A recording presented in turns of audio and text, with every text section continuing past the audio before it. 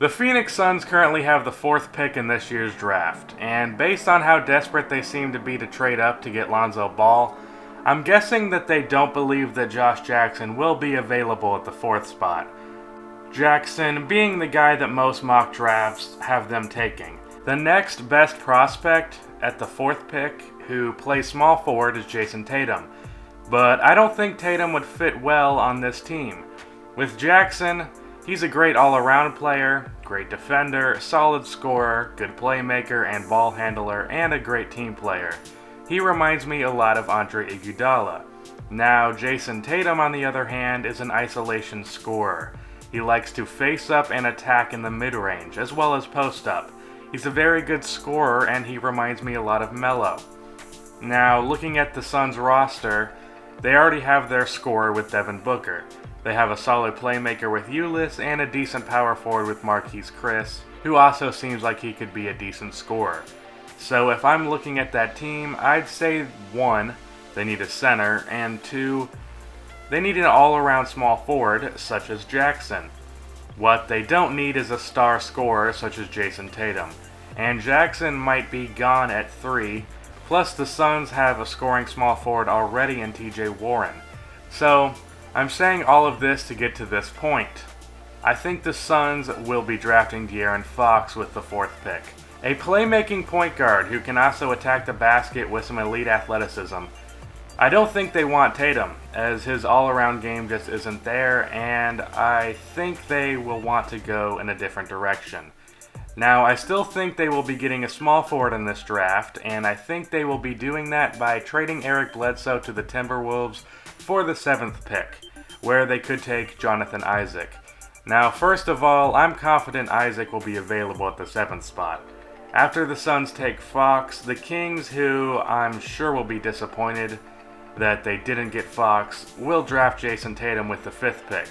Then, after that, with the 6th pick, I'm confident that the Magic will take De'Aaron Fox's Kentucky teammate Malik Monk. A lot of mock drafts have him going there, and the biggest problem of many problems the Magic had this season is they really have no scoring, and I think Monk is definitely the best scorer after Fultz and Tatum in this draft class. Now, back to the Bledsoe trade. The reason I think the Wolves would be inclined to trade this pick for Bledsoe is, for one, with Tom Thibodeau as the team's manager, he's shown plenty of interest in the past in trading young players away for veteran players. He almost traded Shabazz Muhammad for Taj Gibson this season. The Bulls passed on this because clearly Cameron Payne is a better player. Sorry, but when I get an opportunity to shit on the Bulls front office, I have to take it. Also, Tom almost traded Zach LaVine and the 5th pick for Jimmy Butler, despite Butler being 27 and the core of Cat and Wiggins being in their early 20s. So, just putting it out there that Tom Thibodeau might not see the value of youth in the NBA. Now, that doesn't mean that I think this would be a bad trade for the Wolves. The opposite, in fact. The Wolves for a while have been looking for a point guard. Ricky Rubio has not been the solution. Not that that has stopped them from starting him for the past 5 straight seasons. And Chris Dunn is definitely not the solution. I'm confident Bledsoe would be the solution. And if they chose to draft Isaac over Bledsoe, what's he going to be for them? Like a small ball 4 who can pass and be an athlete? All great qualities, but he's essentially going to be a role player for them. I think Bledsoe can have a much bigger impact. Also, knowing Tom Thibodeau, I can already tell he plans to sign Taj Gibson in free agency, so he would probably start, meaning that they'd basically be drafting a role player off of the bench.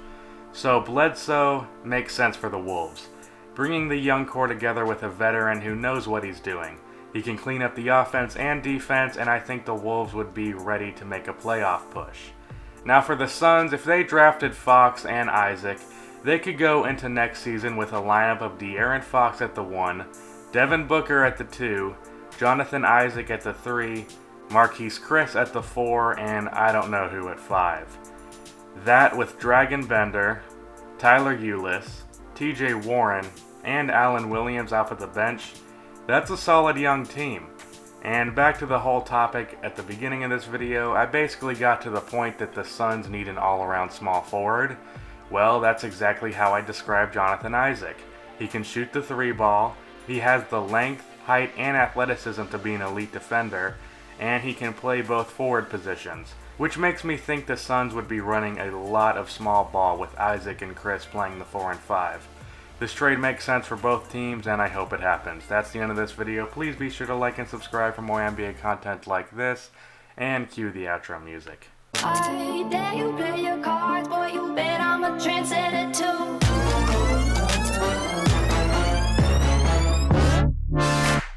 Fire when the strobe hits you. That's it, Brian?